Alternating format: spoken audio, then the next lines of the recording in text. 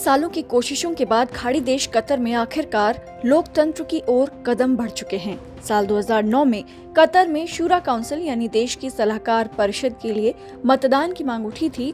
इस मांग को तब लागू नहीं किया गया, लेकिन अब 12 साल चले लंबे विचार विमर्श के बाद कतर में शनिवार को पहली बार राष्ट्रीय चुनाव हुए। कतर में इसे लोकतंत्र की शुरुआत माना जा रहा है। कतर के इन चुनावों के तौर तरीकों पर हालांकि कई सवाल उठ रहे हैं, लेकिन फिर भी कतर के आने वाली नस्लों के लिए ये चुनाव अपने आप में ऐतिहासिक हैं। आपको बता दें कि कतर में सलाहकार शूरा परिषद की 2/3 सीटों के लिए शनिवार को पहली बार चुनाव करवाए गए। नगर निगम के चुनाव पहले भी होते थे, लेकिन इन चुनावों में 30 जिलों में 234 प्रत्याशियों में से 26 महिलाएं प्रत्याशी के तौर पर शामिल हुईं। आपको बता दें कि कतर ने अफगानिस्तान में तालिबान को भी बातचीत के मंच पर लाने की कोशिश की थी और हाल ही में कतर की ओर से तालिबान को नसीहत भी दी गई थी कि तालिबान को कतर से सीखना चाहिए कि कैसे एक इस्लामिक देश चलाते हैं। इसी के साथ ही खाड़ी देशों में बहरीन, ओमान और कुवैत के बाद कतर चुनाव कराने वाला चौथा देश बन गया है। आइए आपको बताते हैं कि इन खाड़ी देशों में कैसे चुनाव होते हैं और क्या हालत हैं। बहरीन की अगर बात करें तो बहरीन में 40 सदस्यों वाली सलाहकार समिति या कहें कि शूरा समिति को राजा नियुक्त करते हैं। ये संसद में उच्च सदन की तरह होती है। निचले सदन के लिए 2018 में चुनाव हुए थे, लेकिन राजनीतिक दल नहीं बल्कि नागरिक समूह इस चुनाव में शामिल होते हैं।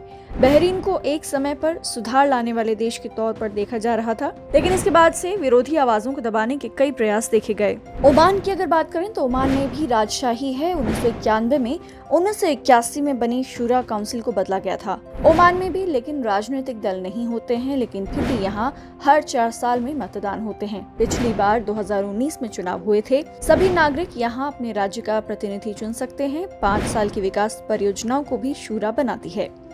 कुवैत की अगर बात करें तो कुवैत में नेशनल असेंबली और नगर निगम दोनों के लिए चुनाव होते हैं। कुवैत के संविधान के अनुसार हर 4 साल में चुनाव होते हैं। अगर कुवैत के अमीर या फिर संवैधानिक अदालत संसद को भंग कर देते हैं तो यहाँ दोबारा से मध्यावधि चुनाव भी करवाए जाते हैं। बात करें अगर केवल कतर की तो 45 सीटों वाली शूरा परिषद के 30 सदस्यों के चयन के लिए मतदान केंद्रों पर मतदाताओं की भारी भीड़ देखी गई। यहाँ पर मतदान के लिए महिला और पुरुष वोटरों की अलग अलग व्यवस्था थी, जबकि बाकी 15 सदस्य सरकार की ओर से नामित किए जाएंगे। कतर में इसी साल जुलाई में मतदान के लिए कानून पारित किया गया था। इस कानून के तहत 18 साल से अधिक उम्र के नागरिक मतदान में हिस्सा ले सकते हैं, लेकिन इसके लिए ये शर्त रखी गई थी कि मतदान में वही नागरिक हिस्सा ले सकेंगे जो मूल रूप से कतर के नागरिक हों या फिर वो ये साबित कर सकें कि उनके पूर्वज कतर में शामिल हुए थे। उन लोगों को अपने पूर्वज के बारे में साबित करना होगा कि 1930 से पहले वो लोग कतरी क्षेत्र में रहते थे। इसके बाद ही वो मतदान कर सकेंगे।